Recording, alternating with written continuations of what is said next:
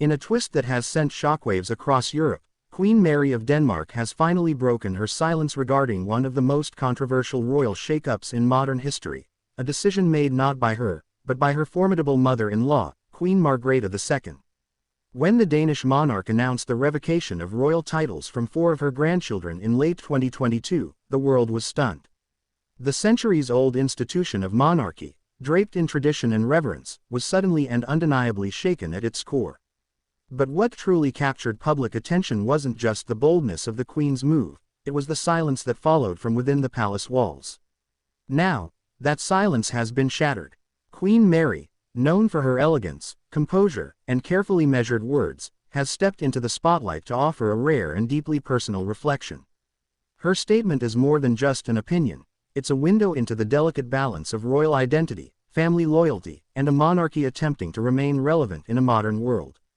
In speaking candidly about Queen Margrethe's decision to strip Prince Joachim's children, Nikolai, Felix, Henrik, and Athena, of their princely titles, Queen Mary has not only responded to a long-standing public curiosity but also unveiled the possibility that her own children might face a similar fate. This admission is no small gesture. It is a signal of seismic change within one of Europe's oldest monarchies. At the heart of Queen Mary's response lies a quiet but unmistakable acknowledgement. The monarchy is evolving, and no royal child, regardless of their place in line, is guaranteed a future wrapped in noble titles. It is a reality check that defies centuries of hereditary expectations. Her eldest son, Prince Christian, the heir to the Danish throne, may still be protected under tradition. But what about Princess Isabella, or the royal twins, Prince Vincent and Princess Josephine? Could their futures also be redefined? For Queen Mary, a woman who once walked as a commoner on the streets of Hobart, Tasmania, before marrying into Denmark's highest institution, the concept of royalty is undoubtedly layered.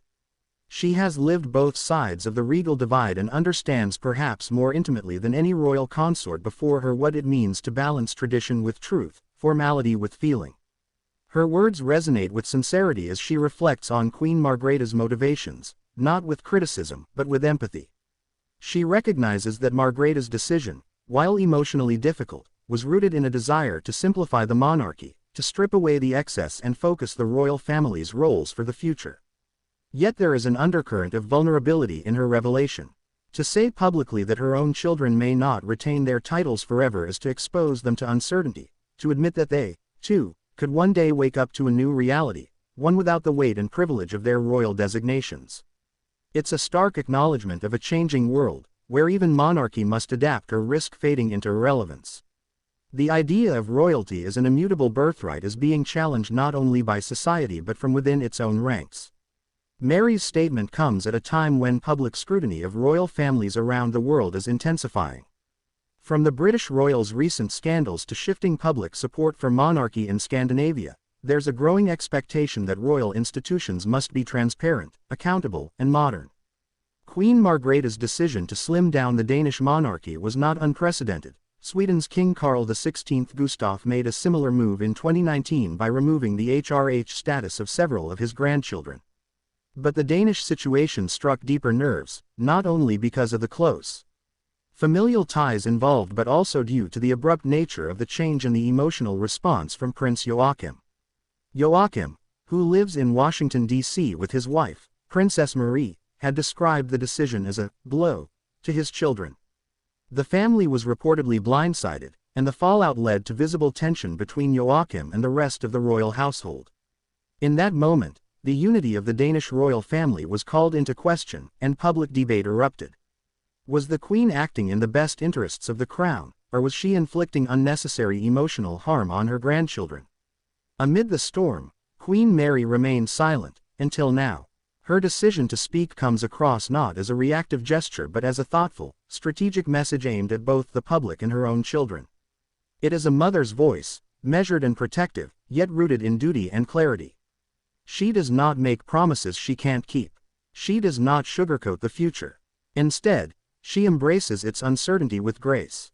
She does what great monarchs and mothers must do. She prepares her children for the world as it is, not as it once was. By admitting that her children's titles are not set in stone, Queen Mary extends Queen Margrethe's logic one generation further. The Danish monarchy is not merely shedding titles, it is redefining identity. Royalty, as once imagined, was a birthright that promised a lifetime of status and structure. Today, it is becoming more conditional, more situational, and, above all, more functional.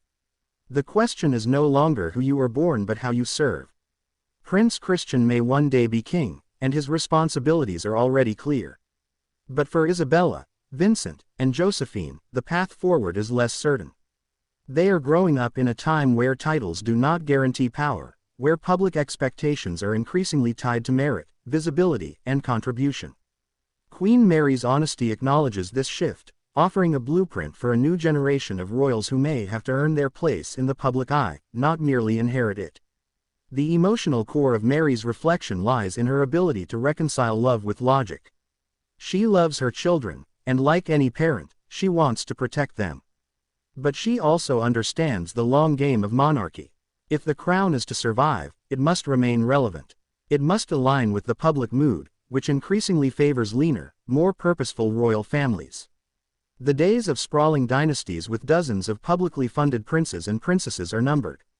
Mary's comments also invite us to reimagine what it means to be royal in the 21st century. It's no longer just about jewels, castles, and protocol. It's about service, symbolism, and adaptability. Her children, whether titled or not, are being raised with these values. They attend public schools, engage in charity work, and are slowly being introduced to the responsibilities that may or may not await them. Their futures are not being mapped out by ancient rules but by modern realities. What Queen Mary has done is profound. She has used her voice not to criticize but to clarify, not to rebel, but to realign. She has taken one of the most controversial moments in recent royal history and turned it into an opportunity for growth, for dialogue, and for dignity.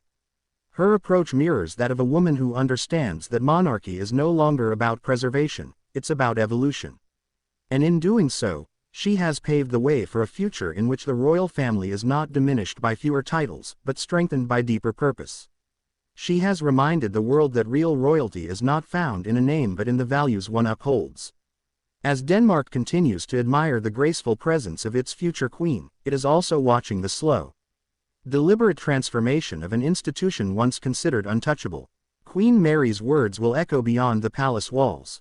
They will resonate with parents, with citizens, with anyone who has ever questioned the nature of tradition in a modern world. She has laid bare the emotional weight behind royal decisions, and in doing so, has offered a glimpse of a monarchy that feels more human, more vulnerable, and, ultimately, more connected to the people it serves. As the cameras fade and the headlines shift, one truth remains: the future of royalty in Denmark is being rewritten, not in secrecy, but in sunlight. And Queen Mary, once an outsider, now stands at the heart of this new chapter, graceful, honest, and unafraid. What do you think about Queen Mary's bold statement and the future of royal titles in Denmark? Could this spark a wave of reform across other European monarchies?